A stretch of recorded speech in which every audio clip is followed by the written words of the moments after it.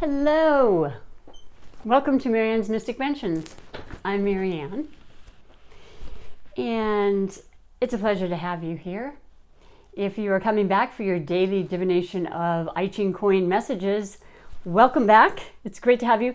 And if you're new, welcome. I do a daily I-Ching Coin message card toss, and I will eventually be doing some tarot readings and other things that'll be incorporated as I go along. And your guess is as good as mine. I'm kind of just organically going with the flow here. So, but for now, this is what I'm doing, and I do toss the coins ahead of time.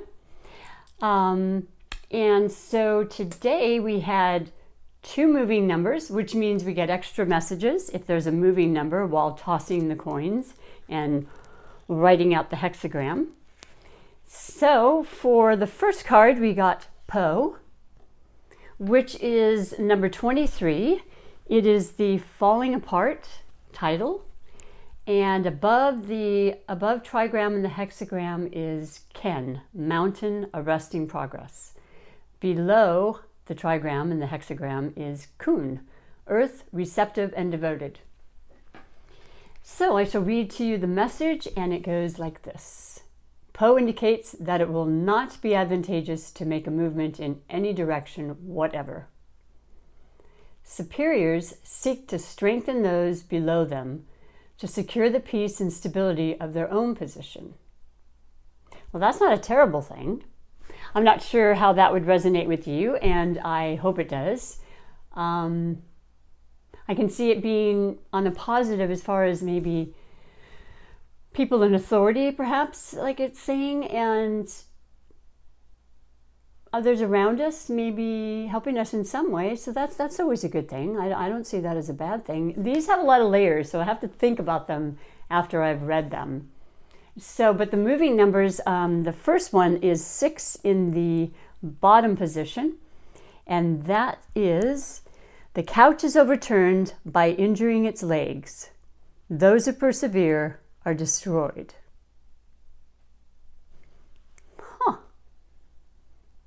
That's food for thought. I'm seeing that as just keep a balance. Don't overdo it, because if you do on a physical or mental or material level or in any way, that would definitely affect our well-being. And persevering is great. I'm doing this right now as I'm trying to make this 4th take of this video today. Yeah, it's not an exaggeration, but it's happening.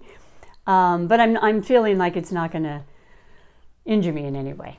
You know, we have to be our own physician, heal thyself, I guess is the best term. And we have to know when to keep that balance. It's really important. And so the second moving number is 9 on the top. And it reads, the superior man finds himself in a carriage carried along by the people. The small men by their course overthrow their own dwellings. The plotters have wrought their own overthrow. All right, so these are messages that kind of give us some heads up on possible energies, things that could be around us. We have free will. They're just kind of giving us a heads up. I was thinking that if it's nighttime, it's about 10 after 9, and I was thinking if you were to come back every day and if you were to ask a question to yourself and check this in the evening, you would really probably get a better perspective as to whether it resonated, because you could see throughout the day different scenarios that might have helped in answering the question for you, especially as a general question as it is. So anyway, the second card today, because of the moving number, is Fu. And it is number 24, returning, and we actually had 24 last week. And I'll read it to you. You may recognize it. Above Kun, Earth, Receptive and Devoted, on the upper part of the trigram, and the lower part being Chen, Thunder and Movement. Fu indicates that there will be free course and progress. He finds no one to disturb him in his exits and entrances. Friends come to him and no error is committed. He will return and repeat his proper course in 7 days. Comes his return. Advantageous in every way. Woohoo! I love the sound of that. So that would be next Tuesday, the 29th. And in closing, we have the end of today being the 22nd of October, the last day of Libra season. It was a beautiful season in a lot of ways. I have a lot of family members, myself included, who are Libras, and friends, and there were some beautiful gatherings and some beautiful energies that came about.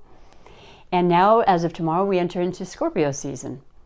Now, Scorpio is a water sign, and you know, they can be very, very sensitive. I find them to be very intuitive, psychic even, and I find that there's some depth that's pretty deep sometimes in finding and really introspectively going inward to recognize some truths that need to be presented or unveiled, brought to the light. This is a time of, awakening basically, and it will be through the 23rd of November. And this Sunday, depending on where you are, Monday is the new moon in Scorpio. So it's always great to set intentions. I love writing out intentions on a new moon. I find them to manifest stronger and even more speedily than they might otherwise. So that's just something you might want to consider. And I want to thank you so much for being here. Please like and subscribe. And always comment. It would be great to have that interaction with you. That's a big reason why I'm doing this channel. So thank you so much. And until I see you next time, bye for now.